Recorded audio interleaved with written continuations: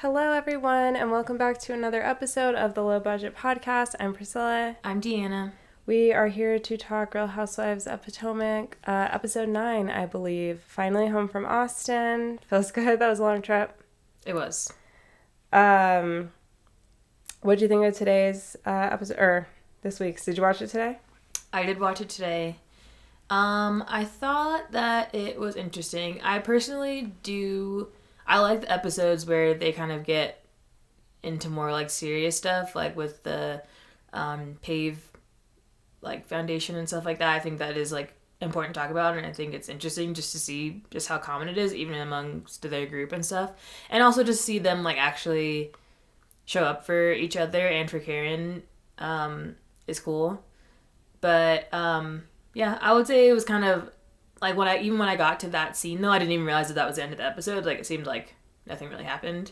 Yeah. Again, like it was cool to see, but it was just like, you know. Yeah, there's quite a few filler episodes, I would say, this season.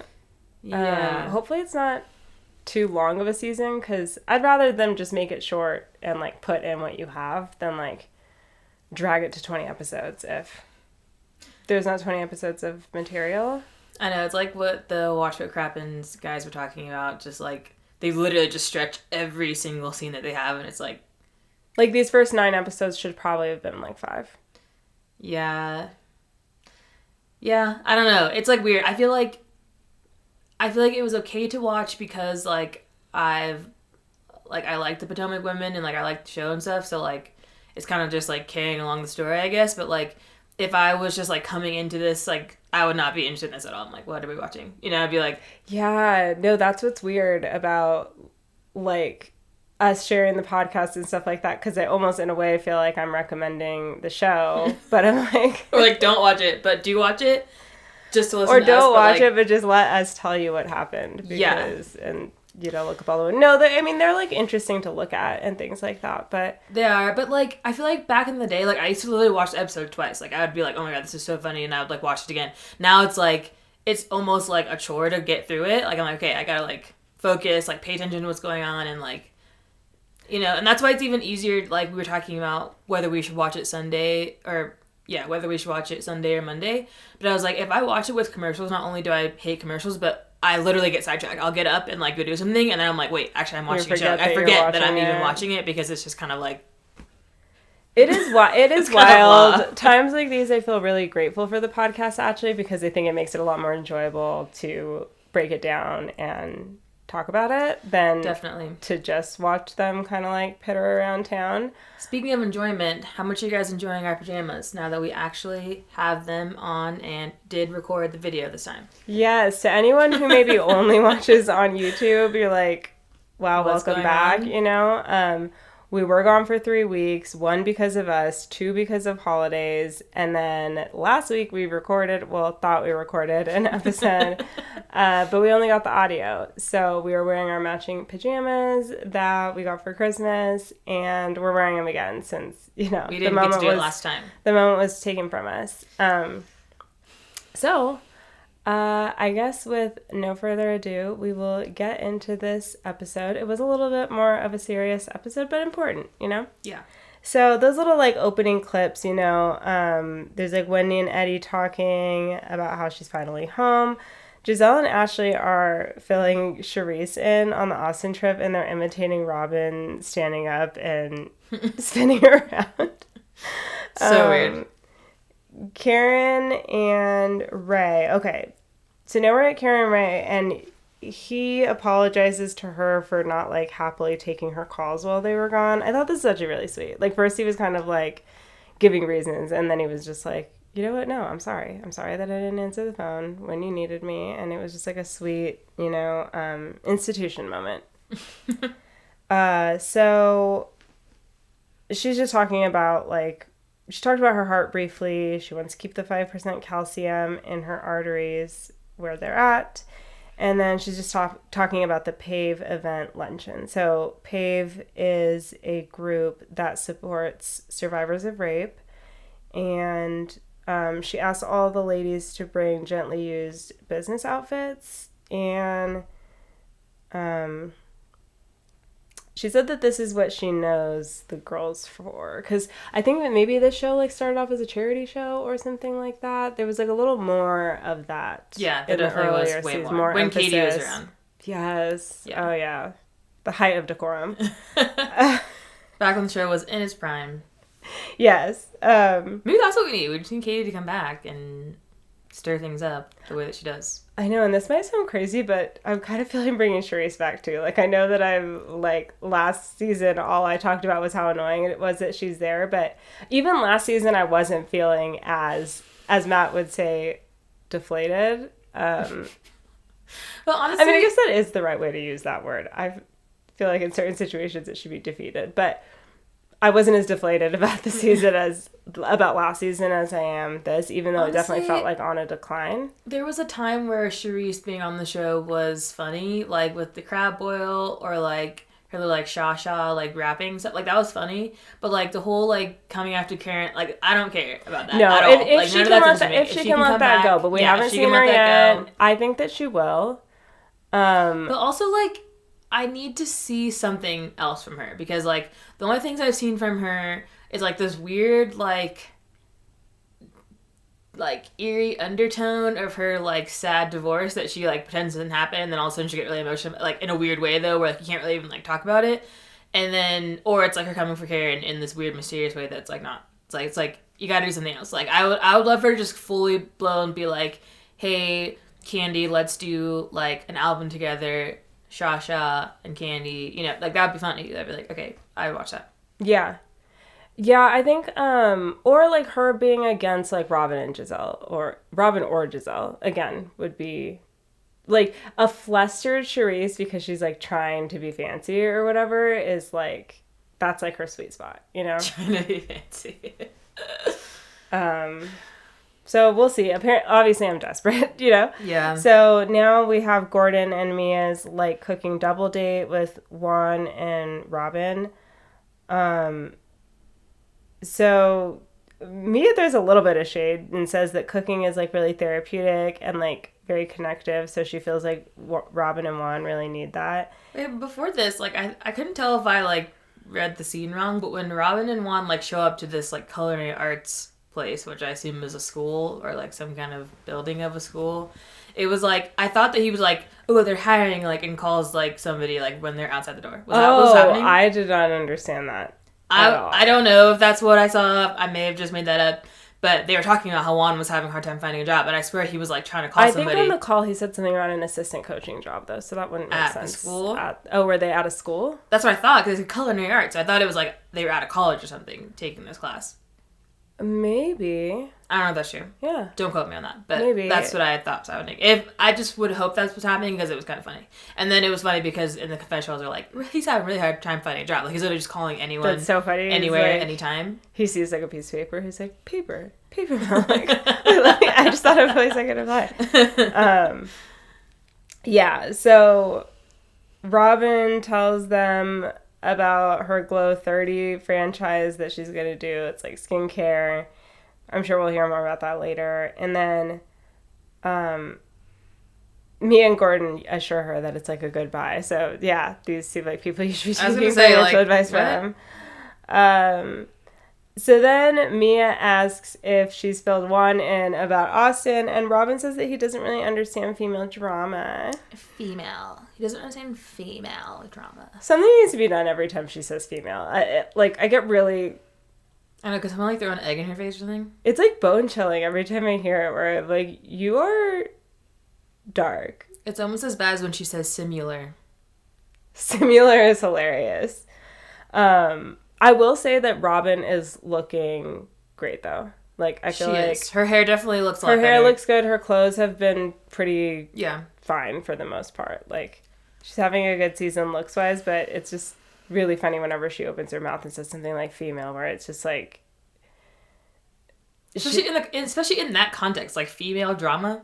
She's so, like... She just seems so, like, one of the girls who, like, wants to be one of the guys, like, hangs out with the basketball team and, like, talks about how, like, uncool the other females are. You know? It's just, like... Females. Can you stop? It's so embarrassing. You're not a scientist. So, Mia asked once, so, like, what really happened? Did you really put your credit card down? Like, did you do it over the phone? And he said that he paid for the room. He's like, she got me. Like, she cried. She said she didn't have a room because her purse was stolen and she couldn't have money sent because it was Canada. It's like, none of these reasons are real. And then she was These like, reasons are real. she was like, you went? And he admits that he went to the hotel. And in confessional, she just says that their stories matched. She seemed to find that suspicious, I guess.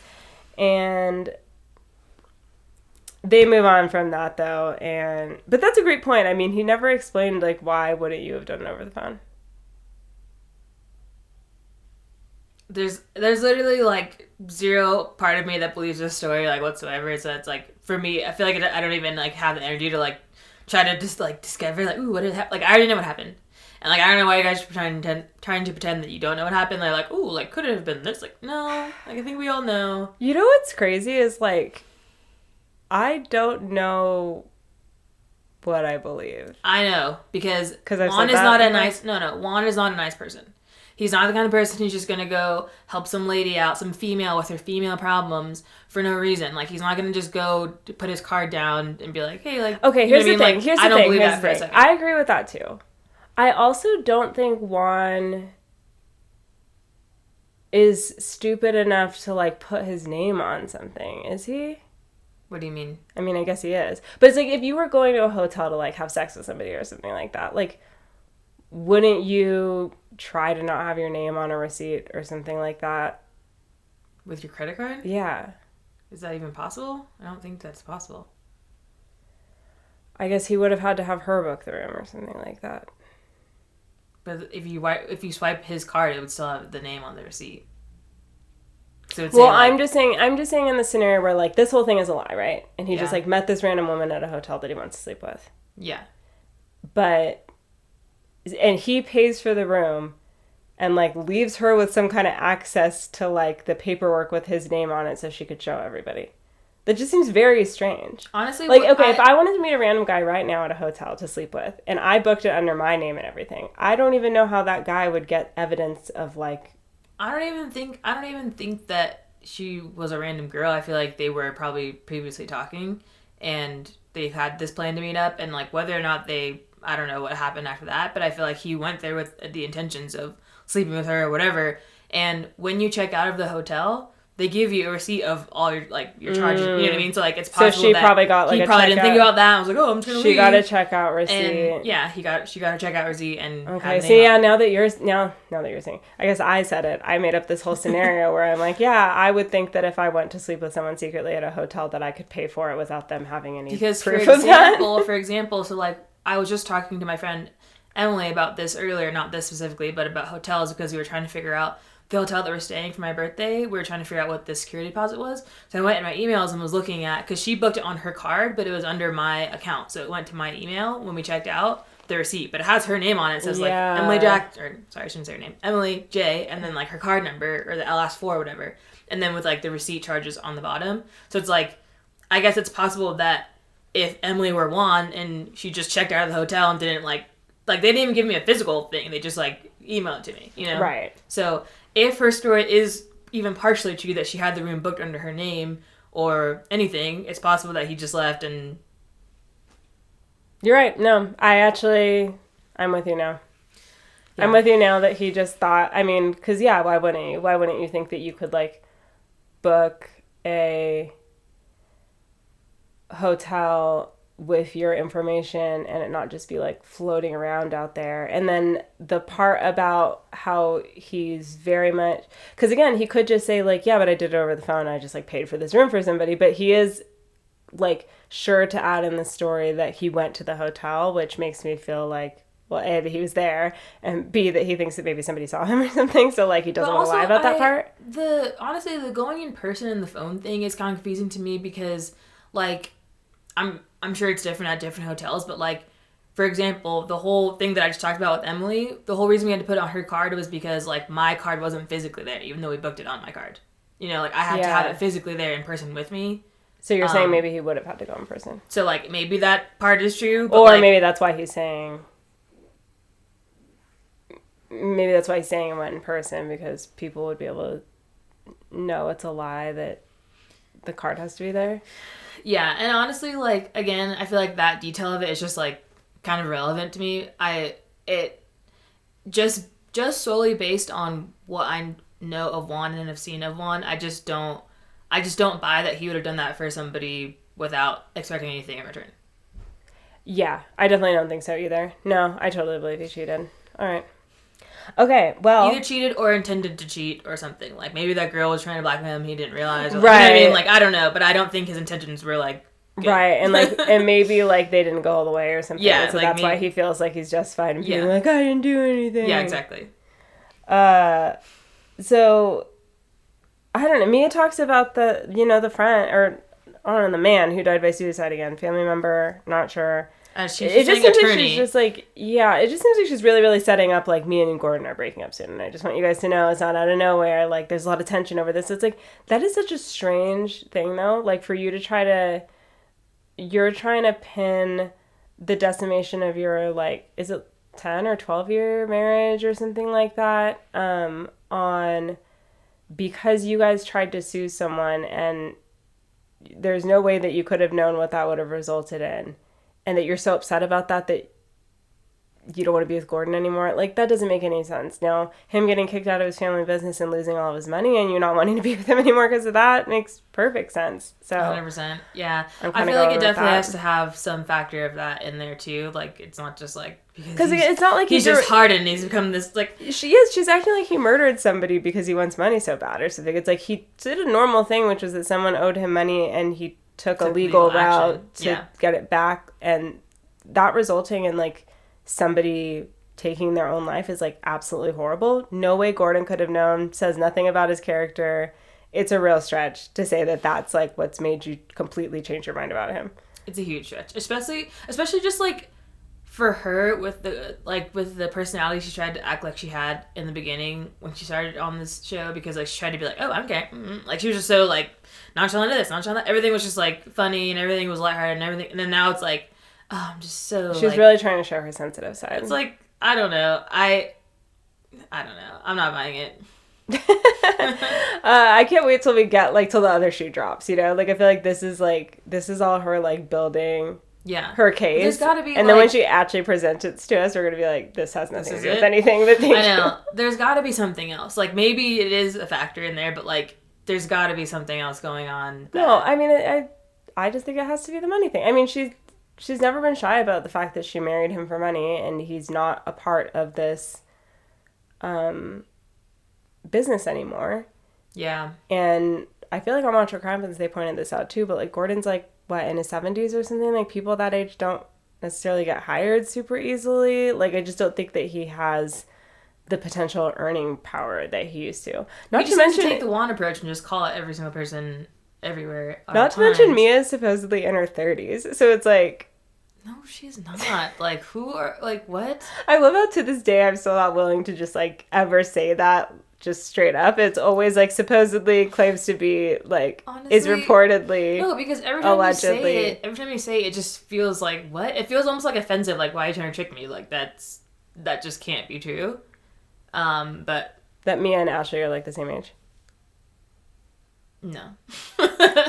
Just no. But theoretically, like, if she could find, and I bet now, like, when you're on a reality show and stuff like that, you feel, like, bigger. Like, you feel like, you know, she's got Instagram followers. Like, maybe guys slide into her DMs. I don't know. But, like, if she could get a rich guy now that's in his, like, 30s or 40s, he's got, like, 30 years more earning potential. I mean, that's the thing, though. And, like, I don't even think I can feel bad for Gordon, though, because that's what, I mean, when you have a transactional relationship, that's what it's going to be. And the same way that, like, it could have been the other way around. It could have been him leaving her when he felt like she wasn't, like, young and hot enough. Mm-hmm. You know? It's like, if you are bringing something to a relationship that's, like, a requirement for the other person and you don't have it anymore, then I guess that's what's going to happen, right?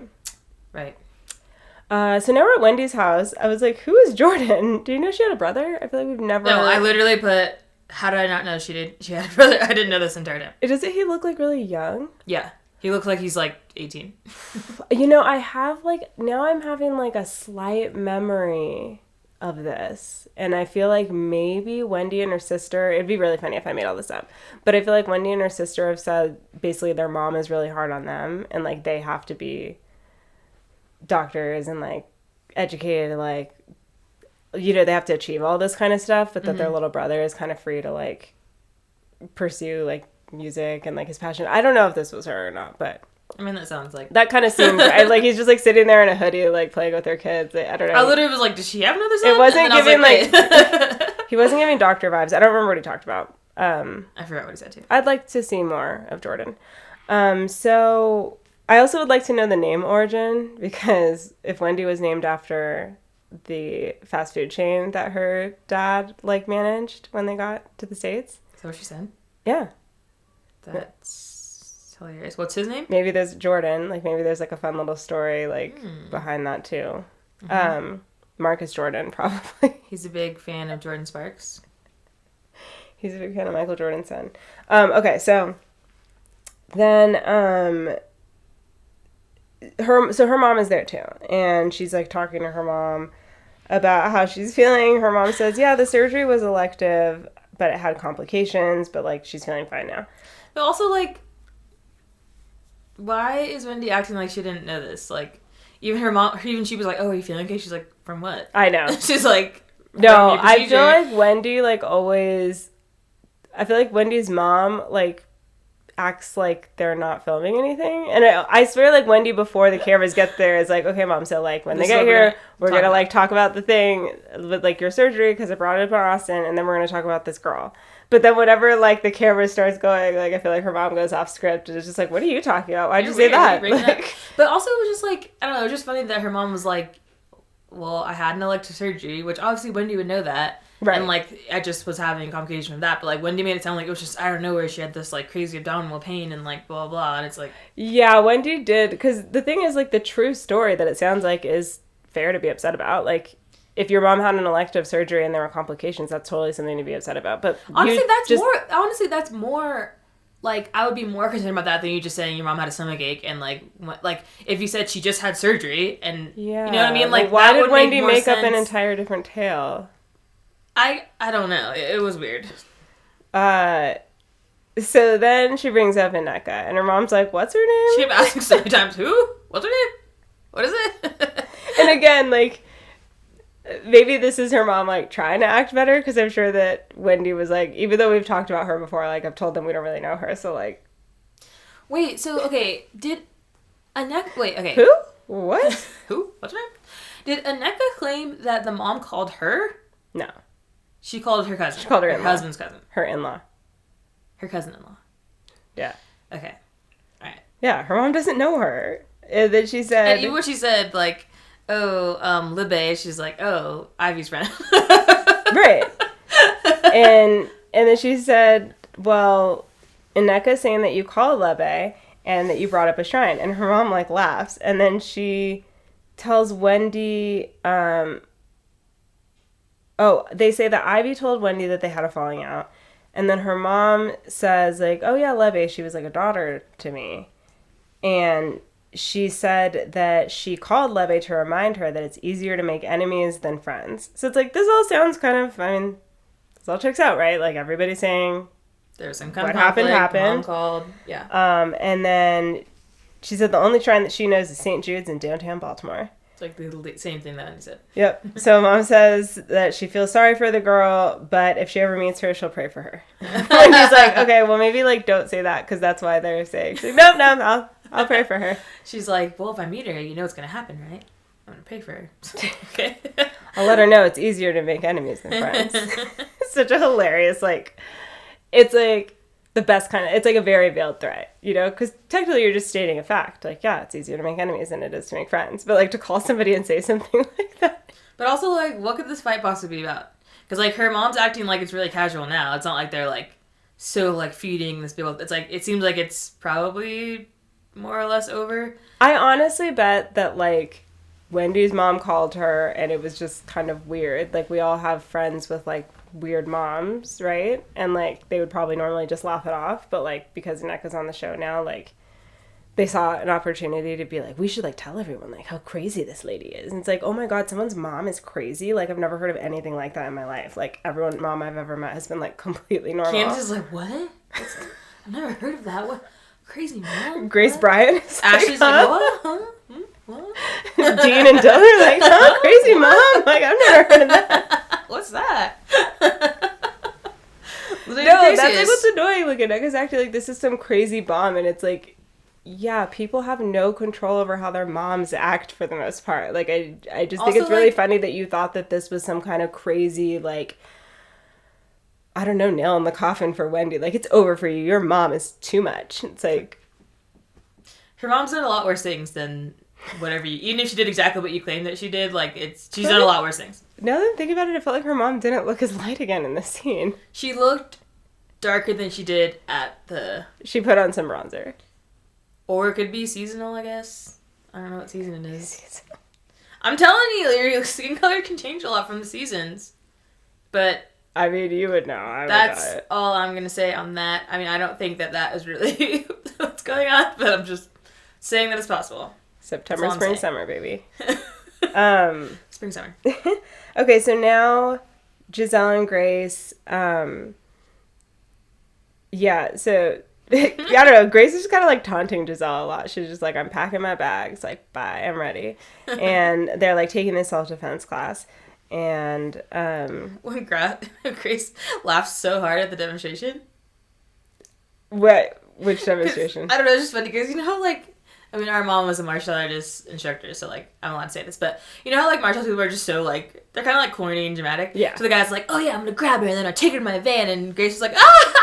Like, she laughed so loud when nobody else was laughing. It was really funny.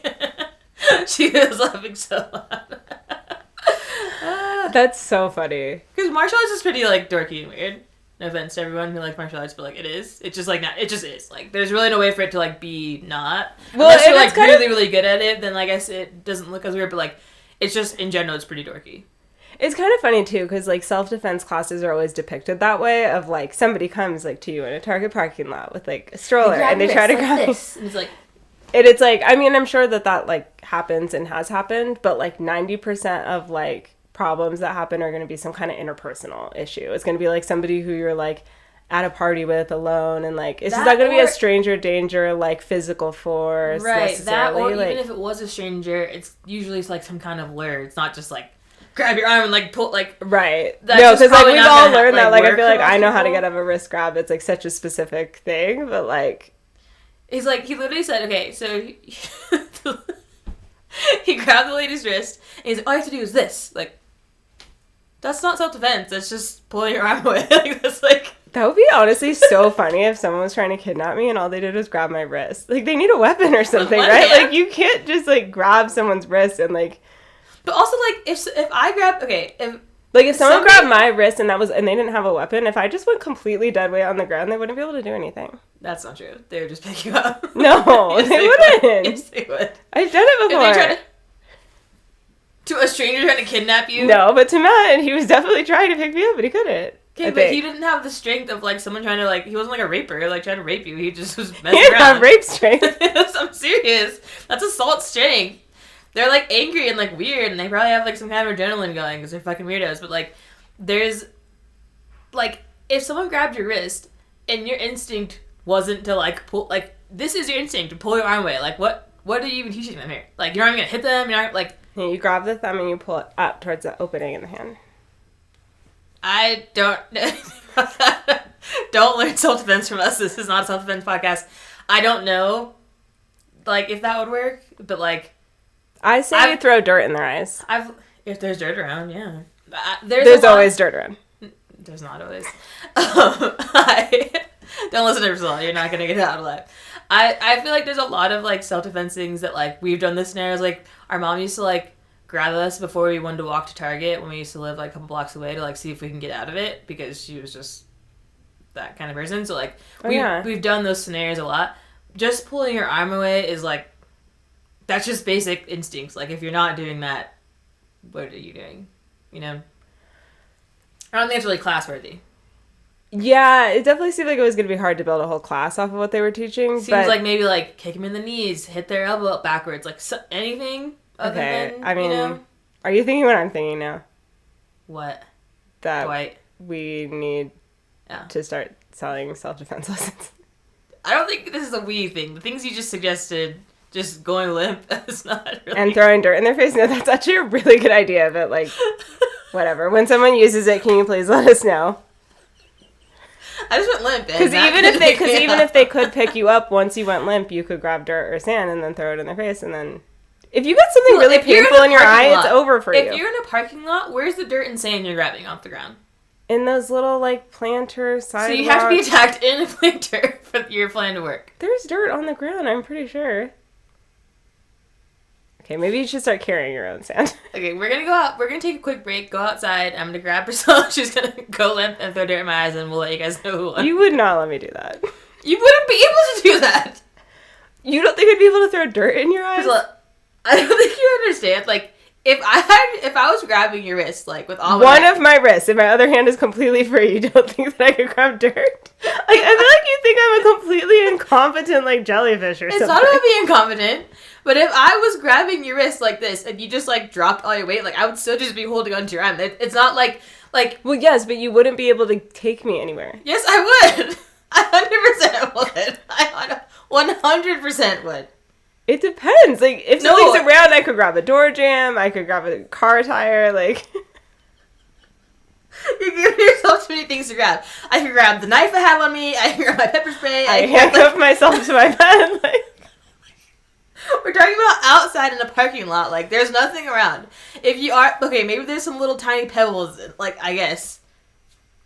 And you're gonna throw that, and then what? What if nothing happens? What if that doesn't work? It'll work. When you get something in your eye, you can't do anything. I can just close my eyes, though. I can see you going to grab something on the floor. Close my eyes or turn around. Like, that's just not a very, like, foolproof plan. I guess it's basically as reliable as what this guy was saying, though, just to pull your wrist away, like... Okay, so my class is going to be as reliable as his. We've established. Which I said was not reliable, so. We've established that. Do not take the self-defense course. You will not get away. Oh my god. So Grace is actually good in the class. She thinks that Giselle could handle fighting a deer. That's pretty impressive, honestly. I agreed with that assessment. I thought like a baby deer, not much. Giselle, like, I don't think Giselle could defend herself. I'd be so scared of a deer. If a deer started, like, charging towards me, I'm out. I'm not throwing dirt in its eyes either. I'm just out. No, you guys, I can't stress this enough. Don't ever throw dirt in a deer's eye. This is human advice. Don't be ridiculous, you guys. This is only for humans. Whatever you do, don't. This is not deer defense. Do that to a deer. And do not go limp if a deer grabs your wrist. That's the worst thing you could do. They see that as a challenge. Oh, all of it's dumb. All of it is dumb. This class is dumb. But I just like seeing Giselle interact with her daughters because I feel like it's some of the few times that I feel like she's like a real person and no, we're at 2 episodes in a row where Giselle hasn't really bothered me. Yeah. But I feel like when she's with her daughter, she's like a good mom and she seems like she'd be kind of funny to have as a mom and like, you know. Definitely. I can definitely see, like... No, you could tell that she prioritizes comedy with her daughters, which I wish she would do more of just 100%. In general on the show. Yeah. You know, like, lead with comedy, Giselle, and it'll all be okay. Mm-hmm. When she's like, I feel like I'm weak, and Grace is like, you are. Like, just... I mean, that reminds me of our mom. It's just, like, you need a relationship where, like, you can kind of roast the mom. Yeah, you need to be able to roast. Wait, how old is Giselle? 52. I don't know, actually. I feel like she's like 5 years younger than Karen because I remember it's like she's younger than Karen, but not 5 years, 55, but not so much that it's like normal the way that she shades Karen for her age all the time when like they're comfortably in the same like decade. So Giselle tells her that she doesn't want her to get confused if she sees her crying because she is really happy for her. But, you know, it's, like, sad. She's like, for 18 years, it was just me and you, boo, and, like, those other girls. Incredible. And I feel... Grace confirms that she's not going to be looking for a boyfriend, and then Giselle suggests that she just make friends and chill out like her and Jason. Like, okay, you're talking about him a lot for him being your friend, so, like, let's just cool it. She's just, like, trying to bring up Jason and Easton. Oh, like, Jason? It's like, that has nothing to do with Jason. And they were saying something about him trying to, like, make it happen to come. So, like, I don't know if they're teasing him, like, coming to some event. But, like, I don't care. I don't care about his goofy, tall ass in a corner, like, standing there, like, not doing anything. Like, is he tall? Probably not. I feel like I don't remember him being that tall. But also, I feel like even on, like, Winter House or whatever, he's just, like... He's just very blah. Like, I don't really care if he's there or not. I mean, you know what I would not hate seeing is him and Chris. Oh, actually, I guess they can't do that. What? I was say him and Chris should, like, tag team, like, making a meal or something, since, like, they're both, like, chefs or whatever. But that's not gonna happen. Not gonna happen. We'll cut that out. All right. Like, stop talking. Okay, so now Candace is in the car on the phone with her mom, and she's meeting Ineka for lunch. So Candace had her first mammogram, and she had 2 lumps, which is, like, really scary. So she has breast cancer running in her family. She does. They said it's just a lymph node, but... They said they think it is. That's what I said. You said they said it was a lymph node. Well, that's what I wrote, and I'll prove it. So... That's what you wrote. I need to prove that. Yeah, and so she's like, you know, I really don't feel comfortable just, like, leaving something like this and checking on it. That could, like, become something really bad. Her mom doesn't think she should overthink it and that she should just get more testing. So I'm sure we'll hear more about that later. I just love how her mom, like, Dorothy can't just, like, even the way she talks, like, has to be rude. She can't just be like, oh, like, try not to overthink. It's like, stop overthinking and just go to the, like, I know you, like, she's meaning to sound, like, nice, but it still has to sound, like, kind of mean. Yeah. Yeah, it's the only way she knows. Stop overthinking. Just get more testing. So, you know, so now, like, Ineka and Candace are at lunch. They're, like, small talking stuff, and they, like, obviously get to the whole Wendy situation. So Ineka repeats that she never intended to have the convo with Wendy in a group setting. Okay. And Candace didn't, and Candace says that she didn't like that she called her a bitch, and they cue this monologue of Candace calling people bitches. And then she says in order for them to have a friendship independent of Wendy, she needs to feel like a convo between her and Wendy is at least possible. And then Ineka basically says that she doesn't know how there could be a resolution. It's like, but that she hopes that it doesn't. But she hopes that it doesn't affect her and Candace. It's like, you said you don't even have a problem with her, but I don't see how there could be a resolution. So, like, this is so deep for you that, like, you've written this person off for life. But do you think the resolution is, like, reversing the call? Because that's not going to happen. Like, you can't go back in time. So, like, would the resolution be, like, Wendy being like, yeah, my mom said she did call your husband's cousin? What do you mean you don't see how there could be a resolution? Like, what does there even need to be a resolution to? Exactly. Well, she doesn't have a problem with her. She doesn't have anything against her. It's like, okay, so then why is there even a resolution needed for that? And I don't know, it's interesting that Candace... Well, I'll finish up the scene. So... She tells Candace about how she's been trying to get pregnant for 7 months. So a long time, is what she said. And Candace says, like, wow, like, you know, their lives are more parallel than she thought. But she doesn't want to offend Wendy with this new friendship. So she's going to, like, tread kind of carefully. It's like, well, Candace, you did say, though, to her, in order for you to have a friendship with her, you would have to feel like something is possible between her and Wendy. Which is, like, the biggest, like, that's kind of the vaguest ask, right? It's like, I'm just asking that you say that, like, one day it's possible that you and Wendy make up. Right. Which should be easy for anybody to say that anything is possible. But also, why would right? that need to be the case? Because, like, she was friends with Robin, and Robin and Wendy are not cool. That's true. But she said it, and then right after Ineka said, well, I don't see how that could even happen. So she kind of called your bluff there and told you, like, no, I'm not going to make up with Wendy, so now what? And I'm sure Candace will still be her friend. So it's like, there's not really any... I'm sure she thinks that, like, it's going to kind of cover her ass a little bit and be like, well, see, like, I cared about you. But it's like... But right after, like, I don't know, I know it's not really Candace's battle, but it would have been nice, I think, in that moment to be like, well, hold on, like, I thought you said it wasn't even that deep for you, so what do you mean, like, you don't see how a resolution could be possible? Like, if she's just saying, well, like, oh, but if Wendy's only going to yell, then blah, blah, like, fine, that, but you literally just flat out said with, like, no information on the matter that, like, you don't see how that would be possible, and Candace just like, okay, well, I mean, I said it, and it's like, you don't really care then what she said, so I do feel like this is probably going to be a problem. Also because Wendy said, don't talk about me with her, and then... when you are talking about her with her, you're kind of not... I feel like you're only just saying enough to say that you said it, but, like, you're not really digging in and kind of being like, why are you even doing this? Like, yeah, could we just not? I know. I don't really understand. I mean, I don't see how a resolution could be possible. I just don't really understand, like, why she wants to even be friends with her. I guess maybe to, like, build numbers. Probably, yeah, because Candace like, doesn't really have any... I mean, yeah, like, Giselle, Robin, and Ashley are pretty much all out. So, yeah, it would be really nice if... That's, like, what's weird. It's, like, it would be so nice and it would be natural for, like, Wendy and Candace and Aneka to be able to have some kind of common ground here. And the fact that Aneka is digging her heels in and being like, that's not happening, is extremely weird.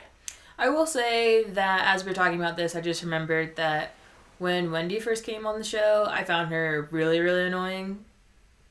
So, and I mean, I still find her pretty annoying at some times, Yeah. but, like, I feel like, I guess there's a possibility, I'm rolling my eyes heavily, that I could come around with Aneka, but, like, she just needs to do something. I feel like this drama thing with her and Wendy needs to just... It's always possible, but she like, needs to learn how to play this game, and she's not doing it Yeah, right. she's Trying not to good at drag it. out this weak-ass drama with Wendy is not it. the weakest. And, like, I don't know, I feel like she, like, talks a big game, like, she's just so, like, successful, and she's so, like, it's like, if you're this, like, successful and busy and all these things, like, why do you even care about this? Like, why would this be interesting to you? Or, like, important to you? Or It relevant to you? almost, like, putting on my tinfoil hat, it almost, like, lends to the conspiracy theory that Aneka is, like, this plant, you know, like, just being used by the GEBs to, like, be against Wendy. Like, that's what it seems like when you just have this, like, really strong, like, basically, like, I refuse to get along with this person based off of this, like, one interaction for no real reason. Like, it doesn't seem like that's in your best interest. I know, especially because, like, you were the one that, like, made it this way. And it's just not a big enough thing to carry on. Like, Giselle and Candace, like, yeah, everyone is going to respect that they're not going to make up this season. Because, like, what happened to them, between them, was deep. Mm-hmm. You and Wendy, no. Like, you holding up the show and, like, making group scenes awkward and stuff like that over Wendy's mom calling your husband's cousin isn't going to cut it. It's really Like, not. you're just going to have to leave and we're going to have to see what Kiana, or whatever, Who? Wendy's friend, she comes in the end of the episode. She's, like, the other friend of this season. We haven't seen much of her yet. But remember, there's, like, footage of her fighting in the club. Candace is there. Oh, wait, is that someone that was at her son's something? Yeah. Was it a first communion or something like that? Christening? It was a Is it? Christian event. Christianing? The shrining. So, okay, so now we have Mia getting ready for PAVE, and she shares with us that she has a lot of anxiety, and she actually knows that she probably should sit this event out, but she has unresolved trauma that she's, like, not been ready to talk about.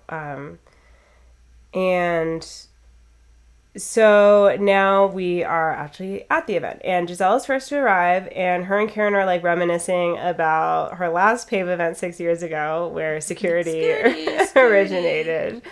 So good. And then so, like, people start arriving, right? So, like, the infamous Matt arrives, Wendy's friend Kiana, then Mia, Ashley, Robin, Aneka, Wendy, and Candace, in that order.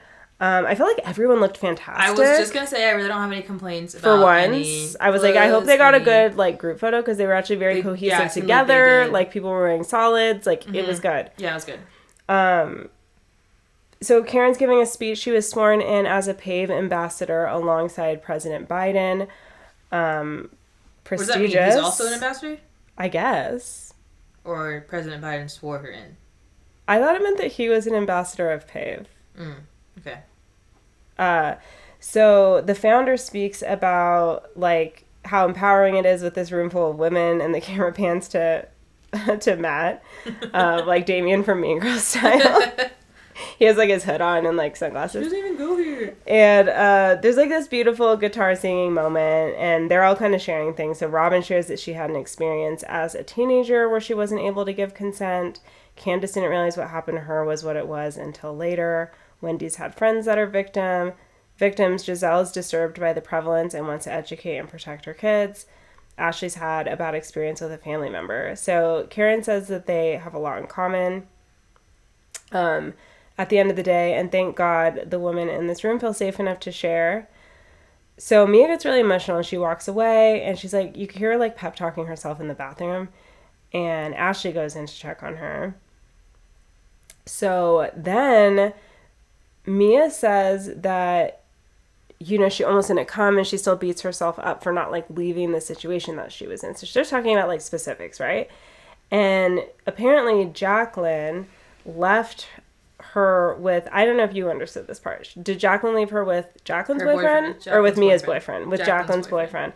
Was this mentioned last season? I feel like when they talked about, well, maybe, I mean, Jacqueline probably has multiple boyfriends, right? But like Mia told some story about like how Jacqueline let Mia test drive her boyfriend or something because he was good and bad. Do you remember something like that? Like there was like,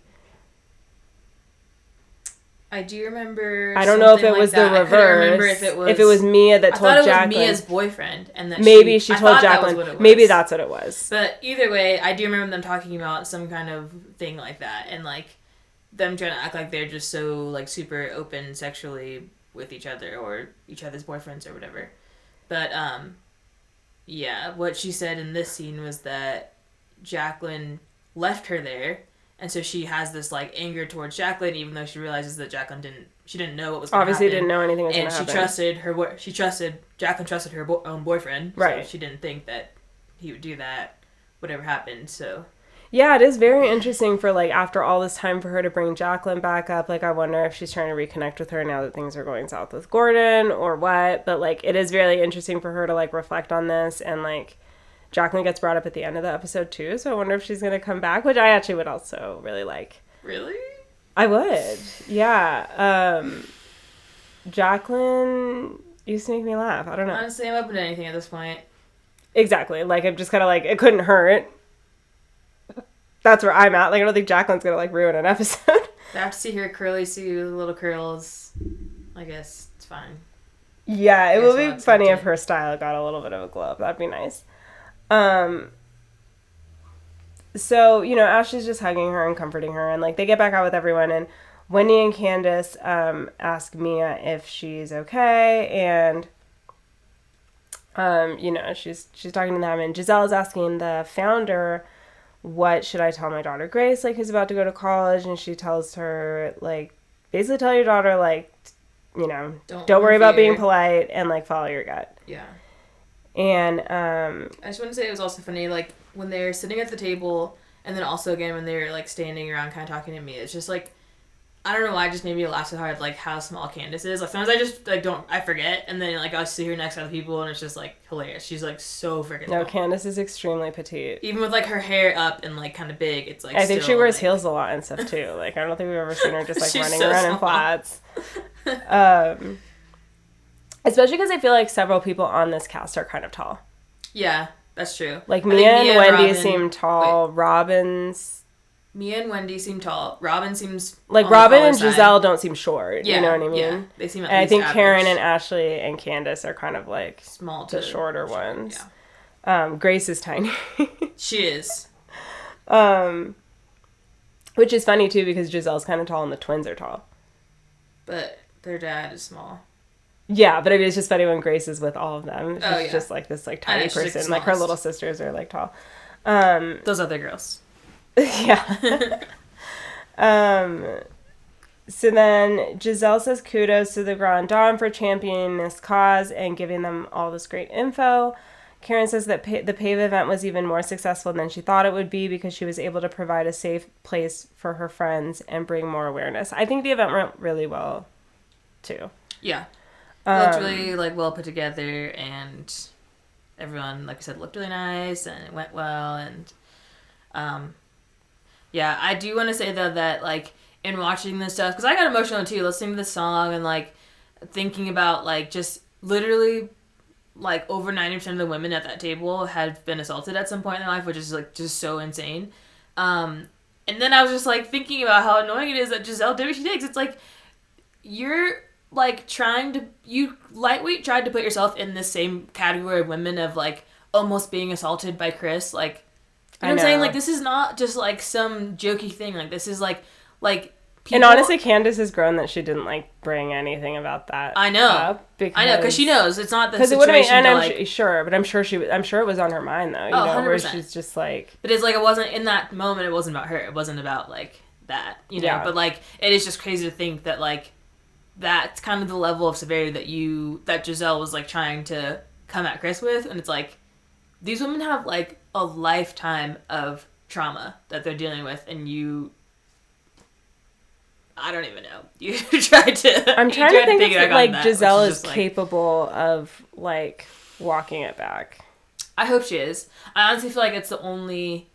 It's such a big thing that it feels like it would never be too late if she decided to do it, and I hope that she does. Like I hope that. I honestly feel like there is hope for it. With like, what if she even reflects on this event and was sort of just like, you know, it made me think about the seriousness of. I said. Yeah, like people thinking that something is one thing and it's not, because this is a very serious matter that affects a lot of people. It's very triggering. And even without... And I should have been more careful. All she has to say is I should have been more careful with my words. I was uncomfortable. I should have been more careful with my words. Yeah. It's so, like, little. And even Alicia's like, I can see why what I said would have been upsetting to you. Right. Like, anything. And, like, I feel like Candace would... She's like, believe me or not, like, it wasn't my intention, but I can understand, like... how it seems that way to you, and like why guys that are would be upset. Upsetting. And I feel like even something like that, even if it wasn't forgiven right away, it would like eventually it would be fine. Like I know, honestly though, it's just not even like it's hard for it to even blow over when you've been so defiant about the entire thing. Yeah. I feel like even with before this event, just her behavior in the last couple like group scenes, I feel like gave me a little bit of hope, like, okay, maybe there's a chance, like... Me too. Because, like, her just... When she's, like, just stone-faced and just, like, arms crossed, like, not, like, giving anything, then, like, okay, we're not getting anywhere, like, in the situation. But I feel like with her kind of softening even just that tiny bit, like, okay, like, you know, I feel like there is a chance for her to, like, maybe do some reflecting and be like, wait a second, you know? No, I think so, too. Because, like, the thing is, like, they're, like... You know, two things can be true at the same time. She could have been uncomfortable... I still don't really agree that he made her, like, she could have been uncomfortable. No, I'm sure that she was uncomfortable. Yeah, but it's like, that's still not the same thing. But it still doesn't mean that he intentionally made you uncomfortable or was doing something to make you uncomfortable. Like, that doesn't necessarily have to be true. People in that older generation, like Giselle's, I think, still have very black and white thinking. It's, like, very much like... I felt bad, so, like, something bad must have taken place. Or somebody must have done... Like, there must be a bad guy. And it's just, like, most situations in life are not like that. Most situations are not somebody trying to hurt somebody else. Right. And also, even, like, we were talking about... Well, we also love The Traitors. So we were watching Traitors. And when Trishelle or whatever was, like, to Peppermint, like, don't put your hand in my face. Like, Peppermint's hand wasn't even in your face, first of all. Her hand was like this, and, like, you didn't like that. But, like... You, like, I don't know why certain people feel entitled to, like, how other people are acting. Like, she didn't touch you. She wasn't, like, you know, she was just, like, animatedly talking, like, with her hands and, like, you have to have respect for me. Like, don't disrespect me. It's like, you're not her mom. Like, I don't know what you think this, like, relationship is. But it's, like, Giselle's kind of like that, too. It's like, oh, well, he needs to, like, respect me. It's like, what? Like... You're not entitled to... He's not entitled to, like, just read your mind and know that, like, what he did was... Like, or what she's saying that he did or whatever, like, the situation that they're describing sounds completely normal to me. If my friend's husband did that situation to me, I would, even if it felt kind of weird, like, oh, this is kind of weird, I wouldn't think, like, he was intentionally trying to be weird. I'd just be like, oh, this is, like... Yes. You know what I mean? Like, that's the thing. I mean, what she's describing, I'm sure that I've experienced before. Like, I'm sure that I've just felt, like, weird, like, around somebody before, or, like, I don't really want to be, like... alone with this person, and it's not even necessarily like I feel unsafe. It might just be like it's just not fun. I don't know. I just don't like it. Like, exactly. But that doesn't mean that anybody did anything to me. Like, that's such a huge jump. I know, and I think on top of that, on top of the other reasons why it was like so upsetting for them was like she kind of like lightweight baited him because she was like, oh, like, what's wrong? Like, she acted so concerned as far as we could see. So she's acting like, oh, I'm a friend, talk to me. Right. So then he goes and talks to you, and then you're like, oh, he, like, made it comfortable. It's like, you made it sound, though, like, you guys were all cool and close, and, like, you cared about his feelings. And especially when you think about how she initially talked about that to Robin, which... Okay, this is going to tie in. This is perfect. This is going to tie into what we're talking about for next week. But when she was initially talking about it, she's like, oh, he was trying to see if I was with it. He was complaining about Candace. I think that was what she was expecting, and that was what she was looking for. When she went up and talked to him and was like, oh, what's wrong? Like, oh, yeah, we can, like, talk one-on-one. Like, she was hoping that he would, like, say something basically like, oh, I'm on your side, not Candace. Something like that, you know? Like, you were digging, like, you had bad intentions for talking to him. 100%. Like, not, like, assault, but, like... Yeah. No, and that's the thing is, like, I don't even think she even said that. She said that, oh, he came into my room to talk about his wife. And it's like, I feel like she didn't even really say that he said something bad about her. He just said that she was talking about her. Because, like... She said, I don't even remember. Like, he was saying something... I think he was complaining about Candace. Like, yeah, I think he was trying to see if I was with it. Like, yeah, like, my wife's annoying. Like, maybe you're down. Or something. It's like, that's... Again, like, just something I feel like... I don't know if to older people this kind of stuff happened, but like if someone ever like propositioned me to cheat, I just don't think that they would like overtly say like, oh, my wife's annoying, especially like when I'm friends with them. It's like it'd be more subtle than that. It's just like I don't know, it's just really weird. Like if Chris was complaining to you about Candace, which I'm not like denying that happened at all, in no way do I think it was because he's like, oh, Giselle's gonna pick up on that and be like, huh, that mean like I don't think that people act that way. Like I don't either, and also just, like, none of that even seems plausible to me. I feel like, if anything, because I can't remember what the exact context was, but this wasn't the one that Nikki was hosting, was it? No, I don't think so. I hope not. I just remember they were, like, coming hard for Candace over something. I don't remember what it was, but it was, like, maybe about her mom, or, like, I don't know, something upsetting. And so he was, like, pacing around, and he was, like, mad about it. And it's, like, I don't really think, I mean, again, I don't know Chris, I wasn't there, but, like, I just doubt that he was like, oh, I'm so mad that I'm so, like, horny and I'm gonna go, like, hook up with Giselle. Like, That doesn't make any sense. Like, the series of events isn't adding up. Like, what you're trying to say doesn't add up. And, like... No, and she quickly switched gears, though, because I think she saw, like... That was weird. People are gonna make fun of me for thinking, like, this young lad is, like, trying to get in my, like, knickers or whatever. While his wife is probably, like, literally next door. Like, I don't know. It's just, like, all of it sounds weird. And, again, like... I don't even think we need to get into, like, the details of it to have any type of resolution. All that I feel like needs to happen is that Giselle needs to, like, bend the knee a tiny bit, just be like, I understand, whatever. And then I feel like Candace would be like, hey, but I understand, whatever. And then it could progress forward. That's it. Like, it doesn't need to be, like, you guys need to be best friends or anything. But that's the thing. And I feel like it's the same thing with Robin and Candace at... the dinner in Austin, when Robin stormed off to call Juan, who told her to be mature and listen, where it was like, yeah, you and Giselle refused to do that, though. You guys don't want things to be resolved, so you refuse to take even the tiniest bit of ownership that would just move something forward. Because all Robin would have to do is say, I could see why you would be annoyed that I didn't tell anyone that Chris cheated, or whatever happened. Yeah. You know what I mean? I could see why you're upset. How hard is that to say? Like, how hard is that to say? But you guys don't want to say it. You and Giselle both won't do it with Candace, so that this just, like, lingers all the time, and it's just this ongoing feud that everyone is bored with. Like, Aneka and Wendy is a new feud, also boring. So that's why I'm like, bring Jacqueline back, because, like, I need the representative. Speaking of, in the scene for next week, Charisse met with Jacqueline. Wait, is that what happened? Yes. What? Wait, describe this to me. Why am I not remembering That's all I have in my notes. That's all I have for you, is that Charisse met with the representative. Alone? I don't know, but they're making a play to get back on the show, and I'm here for it. Girls, do what you need to do. Why did I not notice that? All I remember in the preview was, like, Robin and Candace talking or something. Yeah, all that really happened was a cameo from Raven Huger. Charisse met with Jacqueline. Her style is still ravening.